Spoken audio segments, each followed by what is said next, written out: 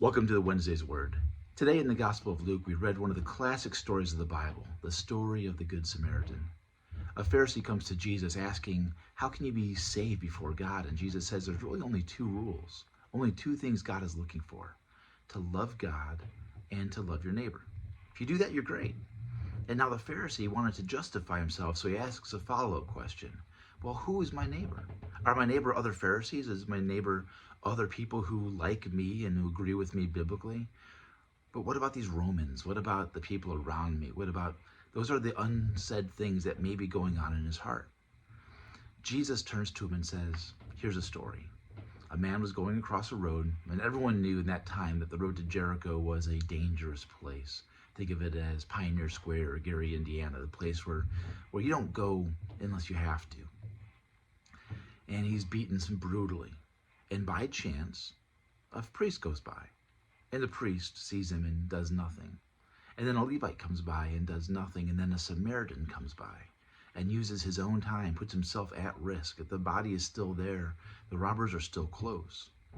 He risks himself, he gives up his time, his money, his efforts, and he takes care of this man.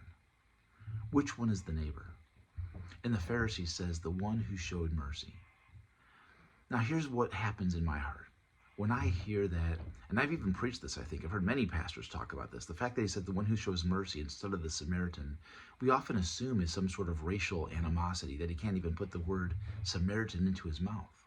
But it's a potential that that man is just so deeply convicted that he sees past Samaritan or non-Samaritan, Jewish and non-Jewish. He sees to the fact that Jesus is calling him to mercy.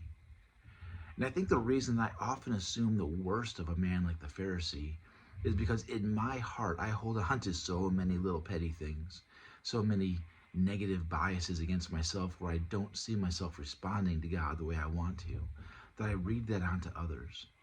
But we don't know. This man could have become a generous Pharisee. He could have been Barnabas or Nicodemus for all we know. We don't get his name. We don't get his story. We get the story that is called to provoke him to generosity and love. And that's what it should do to us. When I read the story of the Good Samaritan, I should not be thinking, is the Pharisee the good guy or the bad guy? I should not be thinking, are other people who need to hear this story really loving God and loving their neighbor? I need to ask, do I love God? Do I love my neighbor?